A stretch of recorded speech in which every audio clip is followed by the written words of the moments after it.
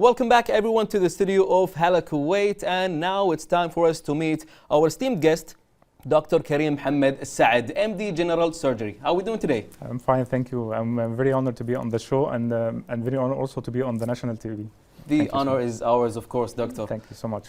So basically today is a very important topic that like everyone wants to know more information about it. So I guess it's the right time for everyone to watch us and get to know more about the GLP-1 injections that everybody talks about right now. Yes, now it's becoming a trend nowadays, and everyone is trying to take injections with consultation or even without a consultation. So we try to give more information and to be more specific and give strict medical information to the patients. Definitely. All right, so let's begin off with the very first question, so that we give a brief about it so everybody knows what is the GLP-1 injections. So now we know it's a trendy thing that happened right now. So can you explain what are the GLP-1 injections and how do they work in the body? Okay, the first glucagon-like peptide. GLP-1 is a abbreviation for glucagon-like peptide. This is a receptor normally present on the pancreatic cells and on other tissues in the body. When stimulated, it increases the insulin secretion and decreases the secretion of a glucagon hormone. Also, it works centrally on the brain to increase satiety and decrease hunger and decrease food intake. This is how it works mainly. So it will makes me eat less, if you will? Yes. And this is how it works? Yes, and make you don't desire food. And this is, it's like aura of the injection. It make you don't want, don't desire food. Yes. Yeah, because of its slow digestion, right? Yes. It also works on the gastrointestinal tract, on the stomach. It's delay, it's emptying, okay? It's causing the food to stay more in your gut, okay? And to make you feel more like full. All the time full. Yes. So less food and less, I would say, if you will, in the calorie deficit. Yes. Right? Yes. So this will lead to a loss substantial weight loss, yes. All right, perfect. All right, so why were the GLP-1 drugs originally created and how did they become popular for weight loss like these times? First, there were researchers in the 60s and the 70s for gut hormone, or the hormone that are released in the intestine, especially following oral glucose intake. And they found the molecule was found in the 60s and the 70s for GLP-1. And after that, they cannot replicate the molecule because it's fast dissolved and disintegrate. So it took times to create a molecule that it's hard to disintegrate, okay? And long half-life, so you can take it once per day, and even after that, the recent drugs once per week. So even after 2005, they start originally and got the FDA approved for use in diabetic type 2 diabetes, okay, and after that they found that it caused substantial weight loss, and then after that they try to commercially use it for weight loss. It makes sense now, but now it's I would say more safer to take. Yes, it's more safer to take. They are long half-life, and they done a lot of researchers, and they come with new drugs with newer composition and newer and lesser side effect. Okay, yes, fair enough. And now let's talk about the main benefits that people notice after starting these injections. The first benefit is for type 2 diabetic patient. They show a great glycemic control. The glucose level in the blood start decrease, and the glycated hemoglobin, that's like we say in HbA1c, start to decrease after a while. Also, they found like the major adverse cardiovascular events like a stroke, like ischemia, like myocardial infarction decrease after using these drugs by 14%, and the hospitalization by heart failure decreased by 14%. Also, overall mortality for type 2 diabetic patient decreased by 12%. 8%. And also the overall problem from the kidney for type 2 diabetes decreased by 17%. Wow. This is great result. Also, they found this lower the cholesterol level in the body, the serum lipids, okay, visceral adiposity, which you know that have a lot of patients, or a lot of people have a problem. Also, inflammatory mediators in the body, you know, like it's called like CRP and ESR, and this inflammatory mediator also slide to decrease after using this medication. So, Dr. Karim, like, it's not only weight loss; it's a lot of benefits. Yes, it's a lot of benefits, and that's why it's also it's wide range of use, not only for weight loss. But the most important thing is to choose the type of patient, the exact type of patient who will benefit from this injection. Yes. See, this is why this episode is very important, yes.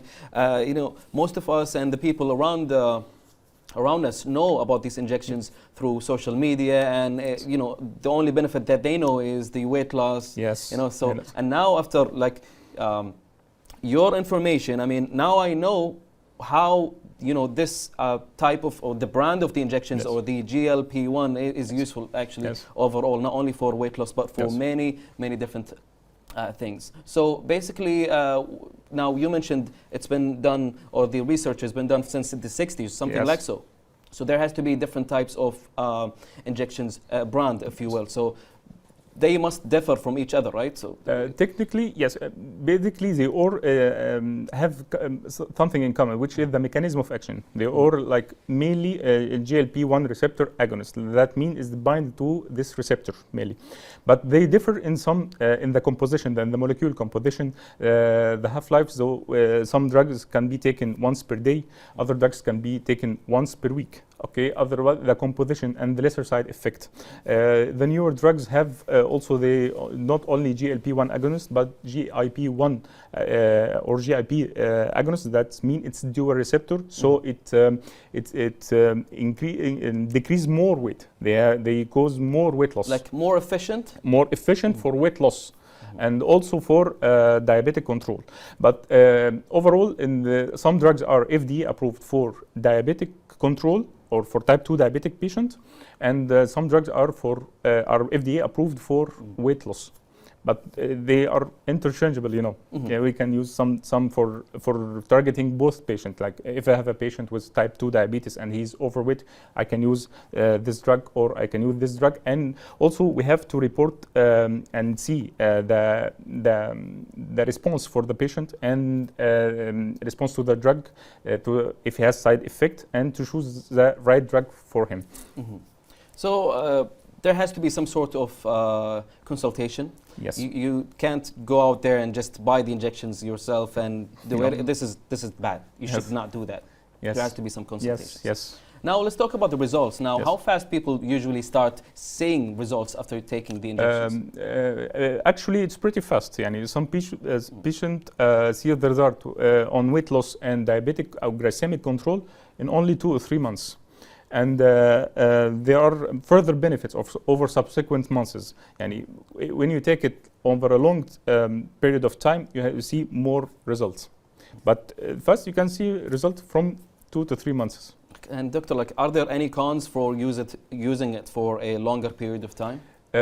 Yes, over the long period of time, it produces more results. Yeah. You can lose. There are a range of weight loss ranging from 8% of total body weight up to 20% of the total body weight if you use it for a longer period, up to 2 years or even more. They argue, the companies for producing this drug, they argue like obesity is a chronic disease. So you have to take the drug for a longer period, like chronic illness, like diabetic, like hypertension. So these drugs, usually they arguing you don't have to stop it. But we are arguing like doctors, it's not applicable to everyone. And this is not the right thing to do. All right, fair enough. Well, you heard the doctor. Yep. So, can anyone take the GLP-1 injections, or are there like specific conditions that make them risky? For yes, example?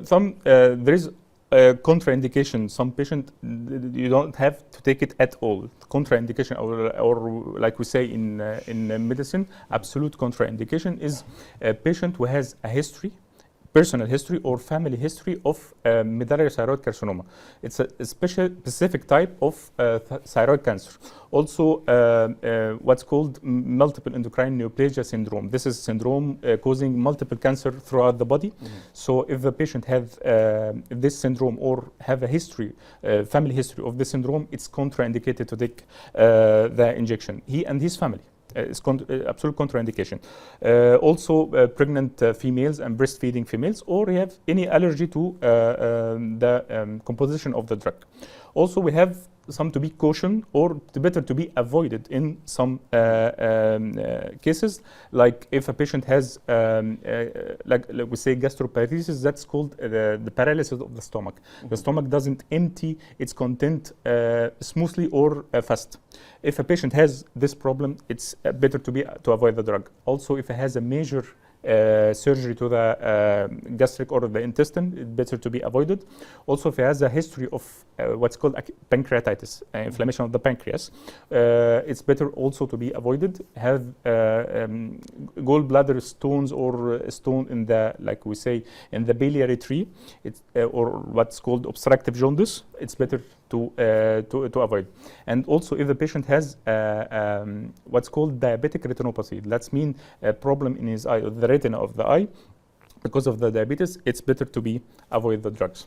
Wow. So again, this is why we have to do some blood tests and some consultation beforehand. Yes. Yeah, It's not for everyone. Yes, it's not for everyone. You have to consult a doctor beforehand. Yes. And like, is there like any specific blood test or anything to do? Yes. First, before taking the drugs, we first do like we say more labs test like thyroid function. Kidney function, liver function, pancreatic function, and also some doctors do, like myself, I prefer doing like thyroid ultrasound. This is ultrasound for the neck, showing the thyroid if there is any thyroid mass, any thyroid nodules or enlargement of the thyroid glands. Also, we can do periabdominal ultrasound to check for the gallbladder if he has stones or in the gallbladder, or he has something like calcified pancreas or any problem in the gut. So it's better to do this before taking or before even starting the first dose. All right. Nice. All right. Fair enough. All right. We have to do these checkups and blood tests beforehand. Yes. For your safety, after all, yes. Right? So what are the most common side effects you see in patients after taking the injections? Yes, there is also a lot of side effects. This is always not on the bright side. There has to be some cons and pros to anything. The major side effect, or the most common side effect, is all in the gastrointestine. That means in the gut. You have nausea is the most reported side effect, around 60%. Vomiting, 5 to 15%. Bloating, abdominal pain, distension, he's like belching, feeling like heaviness. Okay. Also, some patients have report headache, fatigue, and dizziness. It's like flu-like. We say like it's flu-like symptoms. Also, we have, but it's also already been reported, but not in the literature. It's not researchers that not been proven, but some patients had complained from this side effects. Like we said before, pancreatitis. They have some patients have pancreatitis, gastroparesis, like I can tell before, or even up to what we say it's ileus or gastric intestinal obstruction, up to obstruction. Also have psychiatric side effects like depression, anxiety, mood swings, but it's not been reported in the literature and not yet to be proven on further research. It's not yet approved, but it's there. It's there on some people. Yes, the most common side effect is a gastrointestinal side effect, like I told you, nausea, vomiting, abdominal pain, headache, dizziness, and this.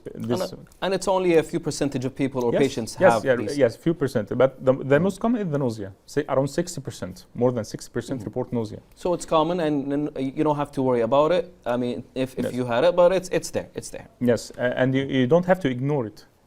Some people like take the injection and some symptoms happen. Okay, they say, okay, I want to lose weight. I will not stop. They're like, okay, it will pass.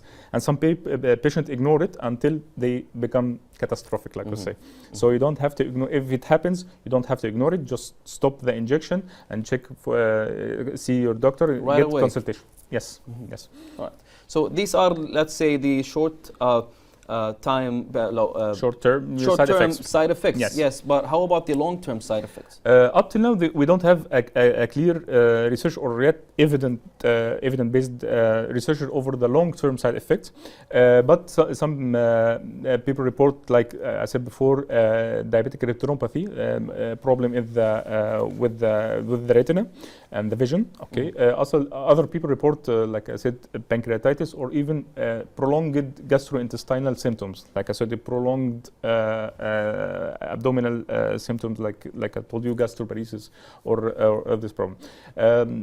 Cancers or pancreatitis or any problem in the pancreas or cancer is not yet been scientifically or backed by evidence. We don't have still that. Maybe in the years to come we will have a great evidence or pro or cons. We don't know. In the future, maybe we will have an easier ways for weight loss and also solving all the other problems that we face. We get to know more about or understand more the mechanism of the disease, of the obesity, because obesity is a disease. That's a problem. Obesity is a disease.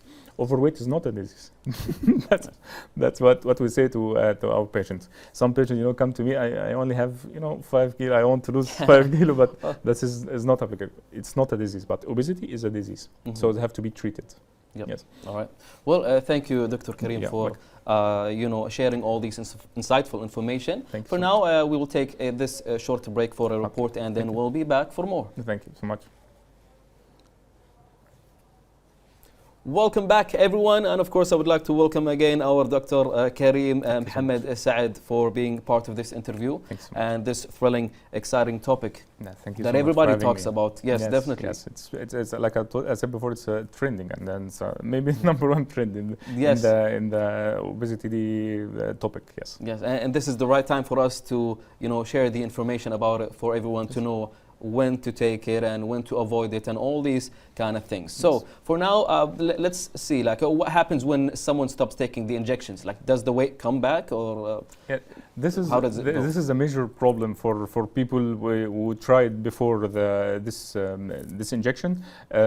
Discontinuing the drug leads to substantial weight increase. Okay, up to the most of the patient regain the majority of the weight they lost within the first year, regardless of lifestyle intervention.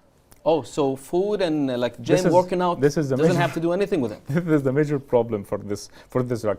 This is why we said before, we try to understand the obesity topic, like we said before. It's like a chronic disease. It's like diabetes, it's like hypertension. Like I said also before, the companies producing this drug arguing it's a chronic disease, so this drug has to be taken for a long time or even continuous, which is not applicable, which is not right at the moment. So but this is why also most of the patients have tried this before and get disappointment with the results. They are newer drugs in the market, but some people tried the older. Okay, when they started to become a trend, also we have older version becoming trend also. Yes. In the past, so they tried the first version. Okay, they lost weight and then gained back weight. So when the new drug comes, they take this new drug. And so every time they try the newest, the most recent one, and again they fall into the same thing. Yes, and they come to you finally. I want a final solution for the obesity, and this is the problem. We don't have a complete solution.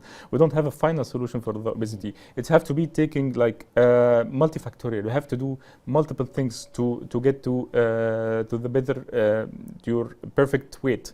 You have to change your lifestyle, to adopt a healthy lifestyle.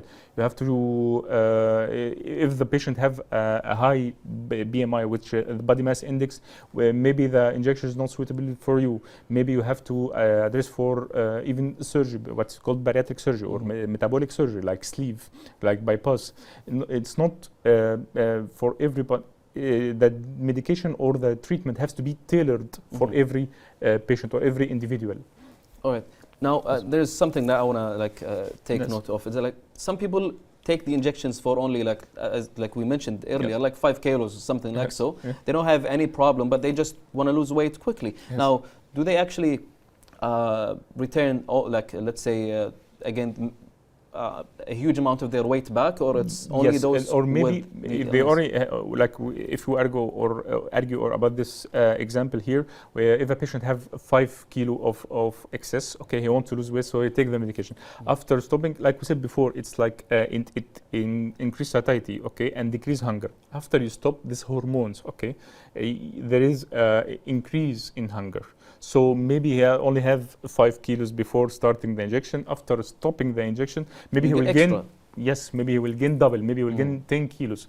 Why? Because after stopping the drugs, you will have, your hunger will increase. You will have, like we say, want more food, more sugar. that's the problem. The IC food diet. Yes. You see food, you eat. You eat it. Yes, I see food. That's the problem. That's it's a bit not. You don't have. If you have obesity, so you have to take it. Not for everyone.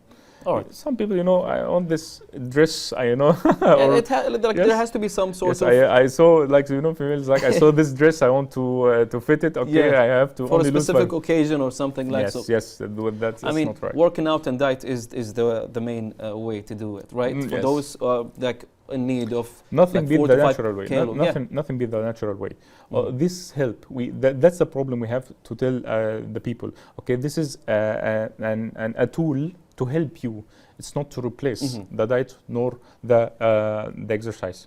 This is only a tool to help. A boost, I would say, a push. Yes. Right? Yes, only. All right, so do actually these injections impact hormones or fertility, if you will, in women or men? Yes, actually it doesn't directly affect for fertility or in either women or men.